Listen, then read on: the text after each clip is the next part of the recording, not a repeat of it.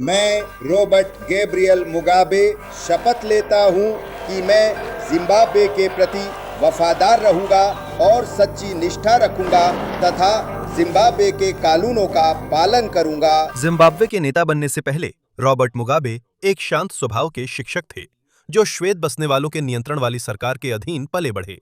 उनका जन्म 21 फरवरी को हुआ था 1924 में कुटामा में, जो दक्षिणी रोडेशिया में एक कैथोलिक मिशन था। यह देश आज के समय में जिम्बाब्वे कहलाता है। मुगाबे शोना समुदाय से थे, जो देश का सबसे बड़ा जातीय समूह है।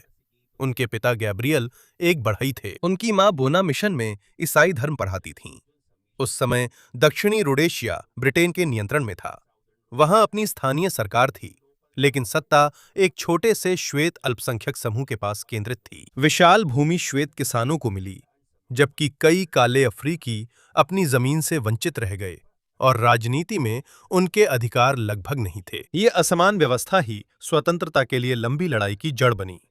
मुगाबे का बचपन आसान नहीं था। जब वह 6 साल का था, उसके पिता की कुटामा मिशन के पादरियों से समस्या हो गई, जिससे परिवार को मजबूरन कुछ किलोमीटर दूर एक गांव में जाना पड़ा। बच्चों को वहां पढ़ाई की अनुमति थी, इसलिए मुगाबे रोज दूर तक पैदल चलकर स्कूल जाता था।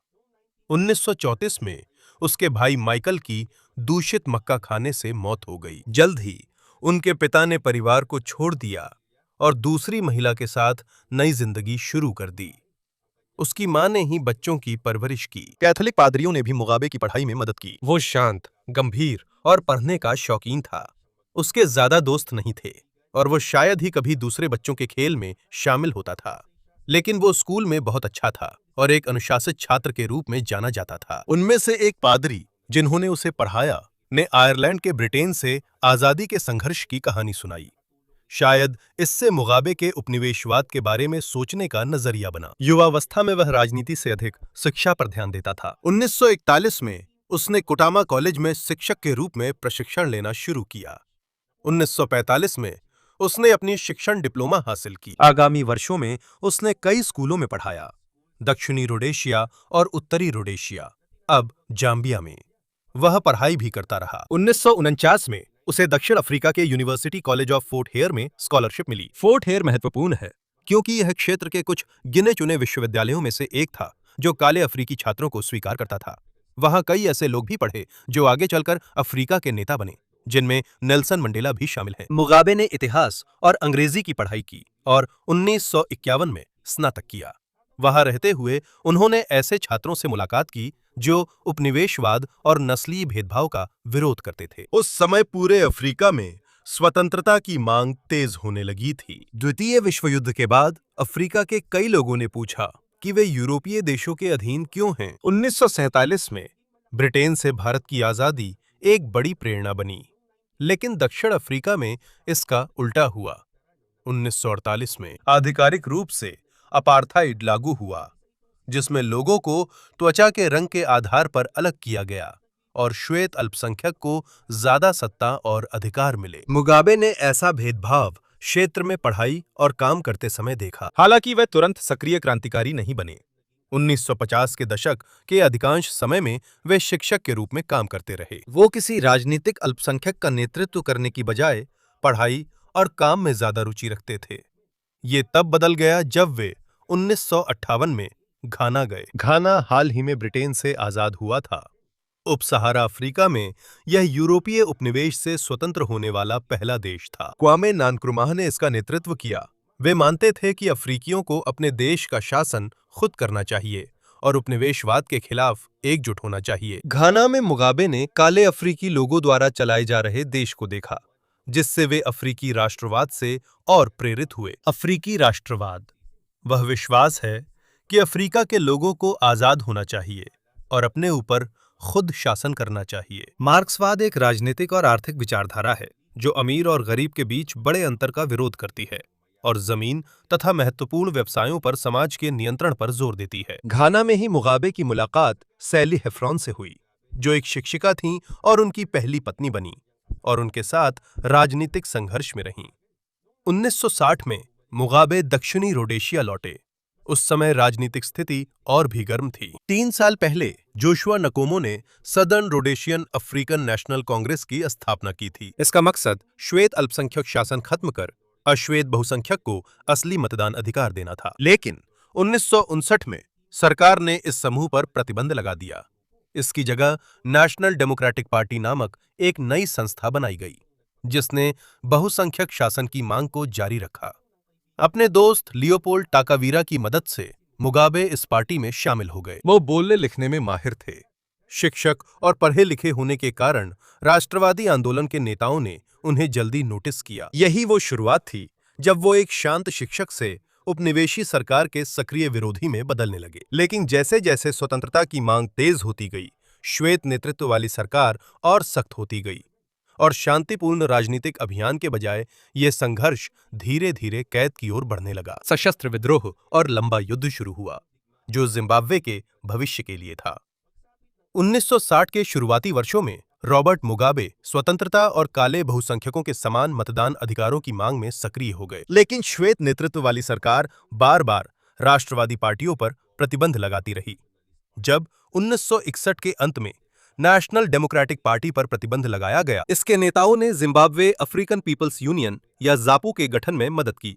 इसका नेतृत्व जोशुआ नकोमो ने किया, जबकि मुगाबे प्रचार सचिव बने। उनका काम था जनता को पार्टी के उद्देश्य समझाना और इसके लिए समर्थन मजबूत करना। इस बीच सरकार और सख्त हो गई। 1962 में रोडेशियन फ्रंट, एक दक्षिणपंथी पार्टी जिसने श्वेत नेतृत्व के हितों का प्रतिनिधित्व किया, चुनाव में जीत गई। उस समय बहुत ही कम काले अफ्रीकी वोट डाल सकते थे, इसलिए भले ही वे आबादी का बड़ा हिस्सा थे, राजनीति पर श्वेत अल्पसंख्यक का नियंत्रण बना रहा। भूमि और महत्वपूर्ण व्यापार भी उन्हीं के नियंत्रण में थे। ज़ापू के अंदर भी मतभेद हो गए। नकोमो राजनीतिक दबाव और बातचीत जारी रखना चाहते थे, लेकिन मुगाबे और उनके कुछ साथियों का मानना था कि सरकार केवल शांतिपूर्ण तरीके से बहुमत का शासन नहीं देगी।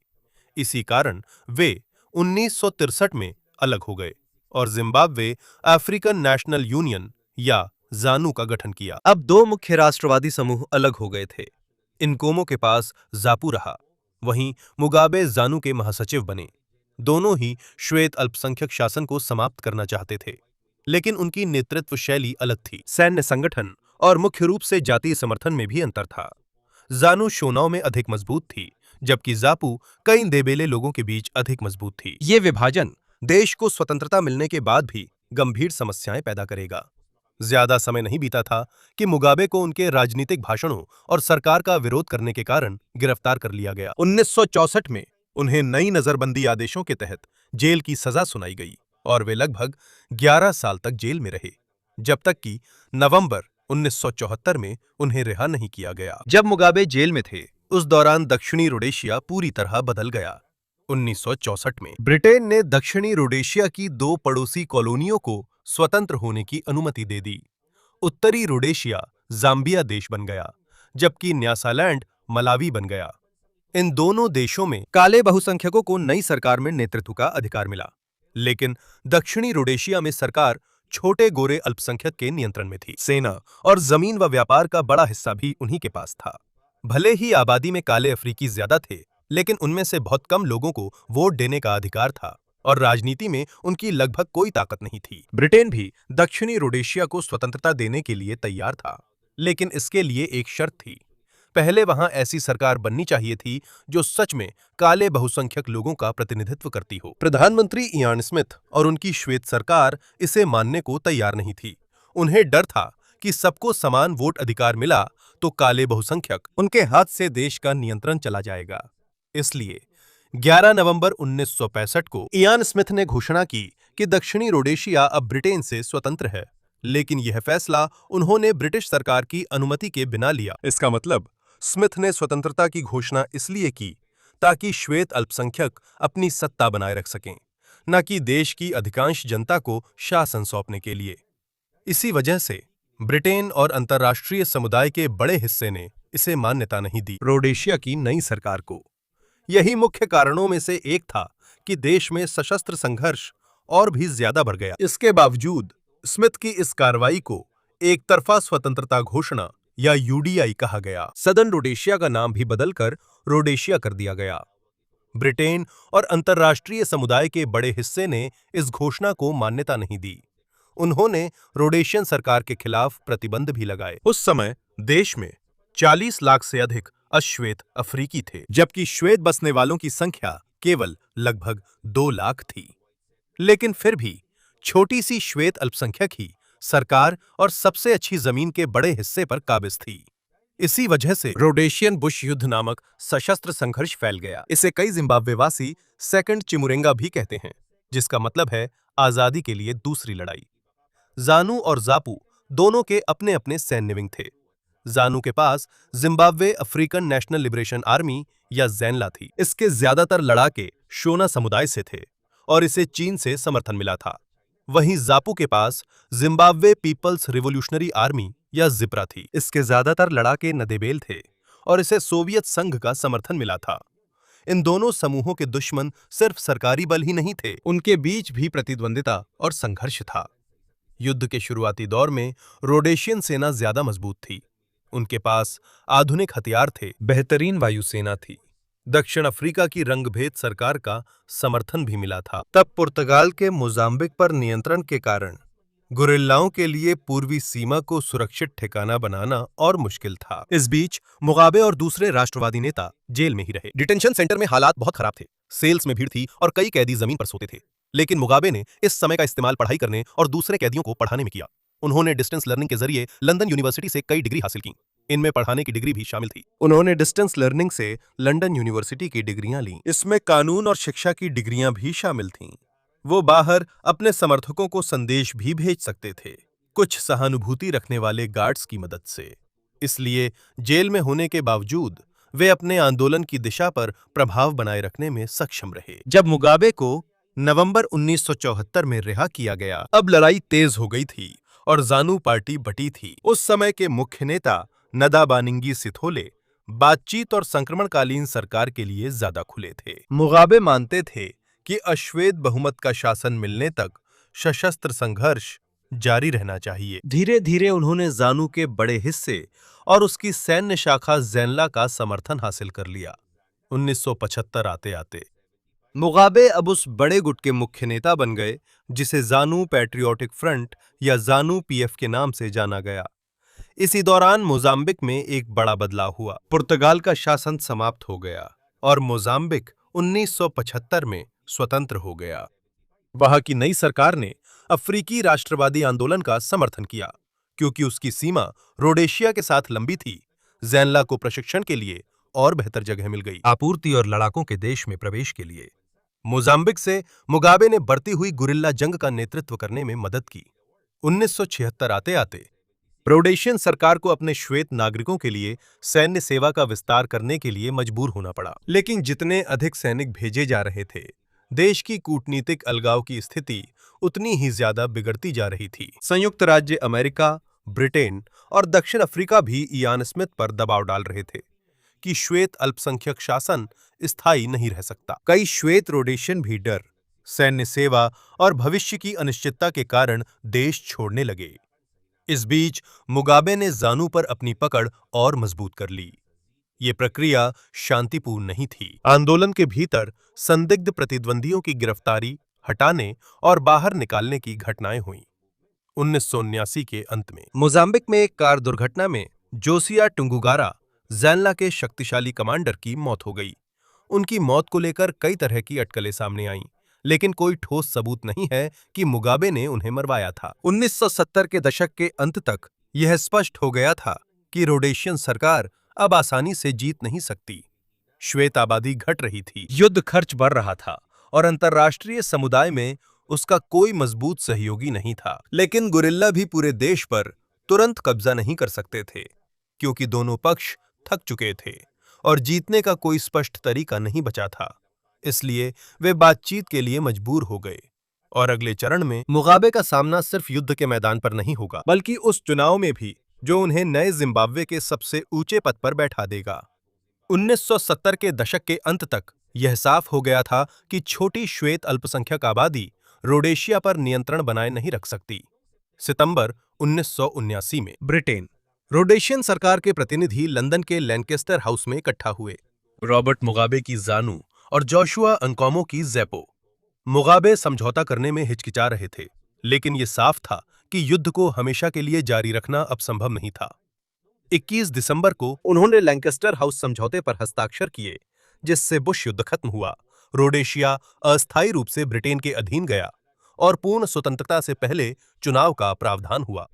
समझौते के हिस्से के रूप में 100 सदस्यीय संसद में श्वेत अल्पसंख्यक के लिए अस्थायी रूप से 20 सीटें आरक्षित थीं। उनकी जमीन को भी नई सरकार द्वारा जबरन अधिग्रहण से अस्थायी रूप से सुरक्षित रखा गया।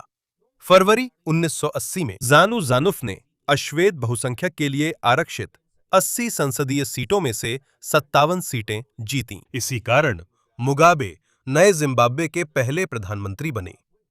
18 अप्रैल 1980 को देश ने स्वतंत्रता पाई और श्वेत अल्पसंख्यक का शासन खत्म हुआ। शुरुआत में मुगाबे ने मेल मिलाप की बात की और कहा कि आम श्वेत जिम्बाब्वे वासियों से बदला नहीं लेना चाहिए। सिर्फ उनकी त्वचा के रंग की वजह से उन्होंने कुछ पूर्व सरकारी अधिकारियों को भी पद पर बनाए रखा और श्वेत जमींदारों के बड़े खेतों को तुरंत नहीं लिया। यह महत्वपूर्ण था क्योंकि वाणिज्यिक खेती देश में भोजन, रोजगार और निर्यात आय के सबसे बड़े स्रोतों में से एक थी। स्वतंत्रता के बाद सरकार ने शिक्षा और स्वास्थ्य सेवा तेजी से बढ़ाई। कई स्कूल और स्वास्थ्य केंद्र बनाए गए, अधिक बच्चे पढ़ाई कर सकें, साक्षरता बढ़ी और टीके तथा बुनियादी चिकित्सा देखभाल तक पहुंच भी फैली। ये कार्यक्रम मुगाबे के शासन के शुरुआती दौर की सबसे बड़ी सफलताओं में से थे, लेकिन इन सफलताओं के साथ-साथ समस्याएं भी सामने आने लगीं। सरकार ने बहुत खर्च किया, कर्ज बढ़ गया और ज़ानू P4 के अंदर भ्रष्टाचार फैल गया। इससे भी बड़ी समस्या थी मुगाबे की ज़ानू PF और जोशुआ नकोमो की ज़ापू के बीच असहमति। शोना लोगों में मुगाबे को बहुत समर्थन मिला। पश्चिमी जिम्बाब्वे में अधिकतर इंडेबेले लोग नकोमो का समर्थन करते थे। स्वतंत्रता के बाद ज़ानू के पूर्व ज़ाल्ला लड़ाकों और ज़ापू के ज़िप्रा लड़ाकों को एक ही राष्ट्रीय सेना में मिलाना बहुत मुश्किल हो गया। सशस्त्र संघर्ष शुरू हो गया। ज़ापू के लोगों पर विद्रोह और छुपाकर हथियार रखने के आरोप लगे। सरकार ने इसे कारण बनाकर माटा बेलेलैंड में एक विशेष सैन्य इकाई भेजी। इसे 5वीं ब्रिगेड कहा गया। इसे उत्तर कोरिया के सैन्य सलाहकारों ने प्रशिक्षित किया और यह सीधे मुगाबे सरकार के अधीन थी। 1983 में इसने नागुकुराहुंडी नामक ऑपरेशन शुरू किया। यह शब्द उस पहली बारिश को दर्शाता है जो तेज बारिश आने से पहले सूखी गंदगी को साफ कर देती है। लेकिन असली ऑपरेशन में सिर्फ हथियारबंद विद्रोहियों को ही निशाना नहीं बनाया गया। कई साधारण इंडेबेले नागरिकों को गिरफ्तार, प्रताड़ित, बेघर या मार दिया गया। पूरी समुदाय को मुगाबे के दुश्मनों का समर्थक समझा गया। मृतकों की सही संख्या पता नहीं है, लेकिन मानवाधिकार रिपोर्टों के अनुसार हजारों लोग मारे गए और 1982 से 1987 के बीच पीड़ितों की संख्या लगभग 20,000 तक पहुंच सकती है। ये कुछ विद्रोहियों के खिलाफ साधारण सैन्य अभियान नहीं था। इसका इस्तेमाल ज़ापू को कमजोर करने और मुगाबे के मुख्य राजनीतिक विरोध को कुचलने के लिए भी किया गया। 1987 में जोशुआ नकोमो को एकता समझौते पर हस्ताक्षर करने के लिए मजबूर किया गया, जिसमें ज़ापू और ज़ानू PF का विलय हुआ और नकोमो सरकार में शामिल हो गए। ज़ापू लगभग स्वतंत्र विपक्षी पार्टी के रूप में खत्म हो गई और उसी साल संविधान भी बदला गया। प्रधानमंत्री पद हटाकर मुगाबे को कार्यकारी राष्ट्रपति बना दिया गया, जिससे सरकार की बागडोर उनके हाथ में आ गई। सेना सहित ज्यादातर विभागों का नियंत्रण भी उनके पास था। स्वतंत्रता के केवल 7 साल बाद मुगाबे की छवि बदल गई। 1980 में उन्हें कई लोगों ने एक स्वतंत्रता सेनानी के रूप में देखा था, जिन्होंने देश को एकजुट करने का वादा किया था। लेकिन 1987 तक यह स्पष्ट हो गया था कि वो सैन्य हिंसा का उपयोग कर रहे थे। डर और संविधान में बदलाव का इस्तेमाल करके उन्होंने विरोधियों को हटाया और अपनी शक्ति को मजबूत किया। और यहीं से जो कभी स्वतंत्रता की लड़ाई थी, वो धीरे धीरे मुगाबे की सत्ता में बने रहने की लड़ाई बन गई। 1990 के दशक तक रॉबर्ट मुगाबे और ज़ानू PF ने जिम्बाब्वे की राजनीति पर पूरी तरह नियंत्रण कर लिया था। अंतर्राष्ट्रीय स्तर पर वो अब भी पूर्व स्वतंत्रता सेनानी और दक्षिण अफ्रीका में रंगभेद के आलोचक माने जाते थे। पर जिम्बाब्वे में धीरे धीरे भ्रष्टाचार व बेरोजगारी बढ़ रही थी। सरकार का कर्ज और नौकरियों की कमी। 1992 में उनकी पहली पत्नी सैली का किडनी बीमारी से निधन हुआ। बाद में मुगाबे ने ग्रेस मारूफू से शादी की। सैली के जीवित रहते हुए ही उनका संबंध था और उनके बच्चे भी थे। ग्रेस भी ज़ानू पीएफ में बहुत प्रभावशाली हो गईं। वो अपनी भव्य जीवन शैली और महंगे शॉपिंग के लिए जानी जाती थीं, जबकि कई आम जिम्बाब्वे के लोग गरीबी में जी रहे थे। 1998 में मुगाबे ने हजारों जिम्बाब्वे सैनिक कॉन्गो लोकतांत्रिक गणराज्य में भेजे। उन्होंने राष्ट्रपति लॉरेंट कबीला की सरकार का विद्रोहियों और विदेशी ताकतों के खिलाफ समर्थन किया। इस युद्ध में जिम्बाब्वे ने बहुत खर्च किया। कई नागरिकों ने विरोध किया क्योंकि उन्हें इससे देश को लाभ स्पष्ट नहीं था, जबकि अर्थव्यवस्था बिगड़ रही थी। साथ ही जमीन की समस्या और बढ़ गई। औपनिवेशिक शासन के समय से ही सबसे अच्छी कृषि भूमि का बड़ा हिस्सा एक छोटे से श्वेत अल्पसंख्यक के हाथों में रहा है। ये मांग सही थी कि जमीन ज्यादा से ज्यादा अश्वेत जिम्बाब्वे वासियों में बांटी जाए, लेकिन करीब 2000 में सरकार ने फास्ट ट्रैक भूमि सुधार कार्यक्रम शुरू किया। कई कमर्शियल फार्मों पर तेजी से कब्जा हुआ। सत्तारूढ़ पार्टी से जुड़े समूहों ने कई श्वेत किसान, अश्वेत खेत मजदूर और राजनीतिक विरोधियों को पीटा, भगाया या मार डाला। जमीन पाने वाले हमेशा गरीब किसान नहीं थे। कई बड़ी जमीनें मिलिट्री अफसरों और ज़ानू पीएफ के ऊंचे अधिकारियों को मिलीं। कई नए मालिकों के पास पूंजी और प्रशिक्षण नहीं था। मशीन और सप्लाई न होने से उत्पादन घट गया, जिससे कृषि और उस पर निर्भर व्यवसाय प्रभावित हुए। आर्थिक पतन का कारण केवल भूमि सुधार नहीं था, इसमें भ्रष्टाचार, सरकार का अत्यधिक खर्च, भारी कर्ज, कमजोर आर्थिक नीति और निवेशकों का विश्वास खोना भी शामिल था। विश्व बैंक के अनुसार 1998 से 2008 तक जिम्बाब्वे की असली अर्थव्यवस्था का लगभग आधा हिस्सा सिकुड़ गया। जैसे जैसे संकट बढ़ता गया, विपक्ष मजबूत होता गया। 1999 में मॉर्गन स्वांगिराई ने मूवमेंट फॉर डेमोक्रेटिक चेंज या एमडीसी की स्थापना की। वे पहले लेबर के नेता थे, यूनियन के और मुगाबे के मुख्य प्रतिद्वंदी बन गए। 2002 के राष्ट्रपति चुनाव में मुगाबे आधिकारिक रूप से फिर जीते, लेकिन कई पर्यवेक्षक और मानवाधिकार समूह चुनाव में धमकियों, हिंसा और गंभीर समस्याओं से हैरान रह गए। जिम्बाब्वे के अन्य देशों से संबंध और खराब हो गए। 2002 में चुनावी दुरुपयोग के आरोपों के कारण इसे राष्ट्रमंडल से निलंबित कर दिया गया। जब निलंबन बढ़ाया गया तो 2003 में जिम्बाब्वे ने स्वेच्छा से संगठन छोड़ दिया। इस बीच जिम्बाब्वे डॉलर का मूल्य लगातार गिरता रहा। बड़े खर्चों को पूरा करने और कर्ज चुकाने के लिए सेंट्रल बैंक ने बहुत सारा नया पैसा छापा। जब बहुत ज्यादा पैसा बाजार में होता है लेकिन सामान कम होते हैं तो कीमतें तेजी से बढ़ती हैं। यही हाइपर इन्फ्लेशन कहलाता है। ऐसे समय भी आए जब कुछ ही घंटों में कीमतें बदल जाती थीं। लोगों की तनख्वाह, पेंशन और बचत का कोई मूल्य नहीं रह गया।